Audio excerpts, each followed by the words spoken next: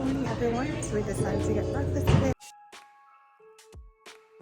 The one thing about New York is there's always a sample sale. Got some items, I bought a lot, so I'm going to try it on now. Checking out the Anne Fontaine sample sale. Such pretty kit.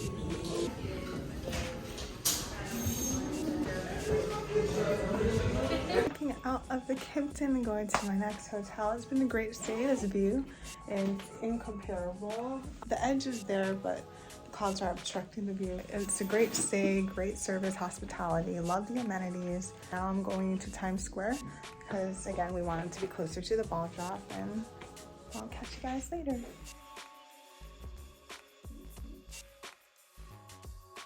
Rubble light. Walking in New York City gets you to your destination faster than any car will ever do. We traveled 1.9 miles from our first hotel to our second, and it took about 2 hours to get there. We were stuck in so much traffic, and we were driving right into the heart of Times Square. To add to the frustration, we had a racist experience where someone spat on the car window. Just made it to my second hotel. It was only 1.9 miles away. I'm in the lounge, the M lounge, waiting for my room to be ready. It's been an interesting day, to say the least. It was raining last night. The streets are somewhat wet. I still plan on going out, getting lunch, and exploring the city today. We got here around 2 p.m., so the lounge was pretty empty. I just got to my room. It's on the 15th floor. It looks beautiful. So let me start with the bathroom. Let me actually flip the light in. You have this little foyer area, then you have the bathroom. Let's turn this on. So you have a mirror, of course, and then a walk-in shower. The sink, there is only one sink. Going out again, you have the closet, iron board, one luggage rack only, but that's okay. Pillows, suitcases, a full-length mirror, and then pivoting this way, you have 2 beds here, and then you can hear my family running away. You have the TV, entertainment center. I'm thinking this is the refrigerator. Yes, so you have a refrigerator here, you have a desk, a sitting area, and the reason we chose this hotel, the prime reason, is, drumroll, you have a view of Times Square and the ball drop. So we will be here until New Year's Day.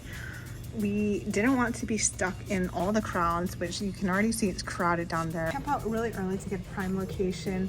And honestly, what I've read is once you leave your spot, like you have to go to the bathroom or get something, you can't go back to the same area you were in, so you lose that spot.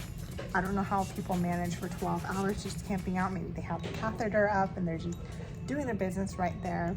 We were already in New York for Christmas. We extended our stay so we could be here in Times Square. It is really hectic and really touristy. We have a great location and view of the ball drop, so yeah.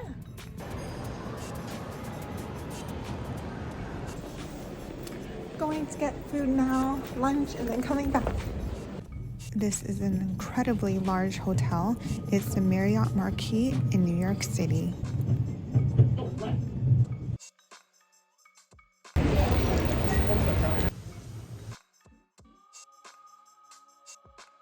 Finally got dinner. It's about 4:30.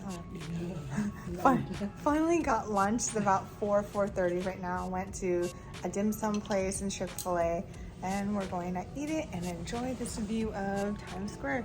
If you look right there, that is where the ball is. It says 2024, though it's kind of obscure right now with all the fog rolling in. But we plan on eating and then just coming back out and enjoying Times Square.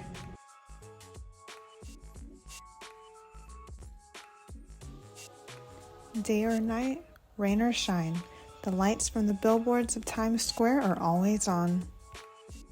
Just went to Bryant Park again, secured my babka at Brett's Bakery and some rugelach. Now I'm headed to Grand Central.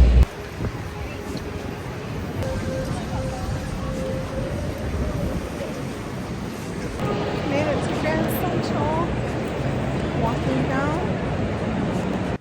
Whenever I'm in a new location, I always like taking in a 360 view, absorbing my entire surroundings, looking up at the ceiling and to the floor. I had a main character moment at Grand Central, and I was trying to tap into my inner Serena Vanderwoodson. Of course, I couldn't help being myself, and I'm sure a lot of people looked at me pretty oddly. That rugelach from Bread's Bakery, I'm gonna try it. It looks tasty. Here's the babka. We also went into another souvenir shop.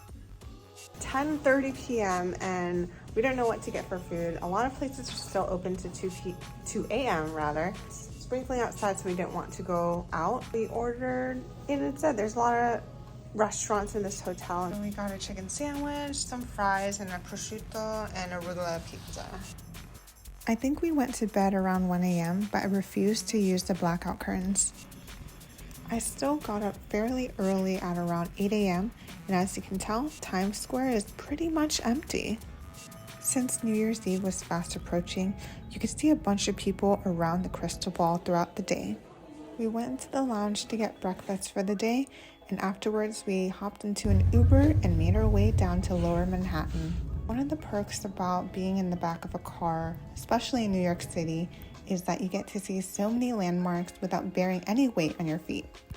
It felt surreal to be at the site of the Twin Towers. The last time I was here was probably in 2011, and the site was still in rubble. There was so much construction and everything was blocked off. The 2 reflecting pools in its place are a great way to honor the memory of those who were lost. Remember those steel beams that created an image of a cross? Well, it was displayed outside, and I was able to see it up close before it was moved into the museum.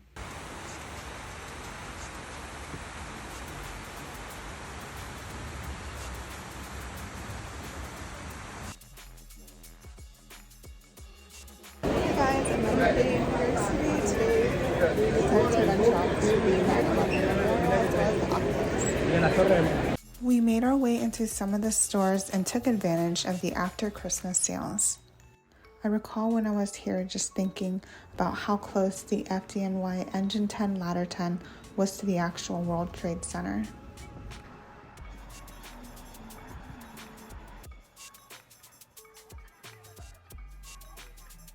Now we're at the Bean, the New York Bean, at the Jenga Tower.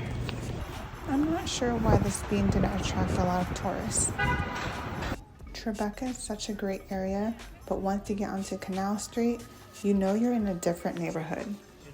My mom wanted some pastries and baked goods, so that was the sole reason why we were in Chinatown. It's a vibrant area with lots of restaurants, but to me, Times Square actually felt safer.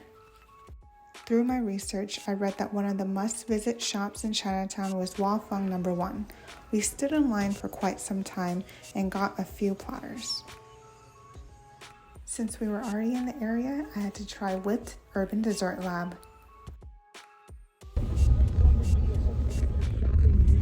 Just got back to the hotel and we're having a very, very late lunch. I think it's about 5 right now. Took forever to go from Chinatown back to the hotel, but we did get some enormous guavas, and we also got some Chinese food. When we were in the Oculus, we also got some green tea mochi. We also went to a bakery. It was the Thai Pan Bakery. Got some egg custard, sesame ball, and a variety of other packaged items that I will show you once we start opening it. After we had some pretty mediocre Chinese food and pastries, we had to walk it off, so we went back down to Times Square. Thanks for watching part 3 of my New York City vlog. The next one will be dedicated to New Year's Eve in Times Square. Don't forget to subscribe, and I'll see you next time.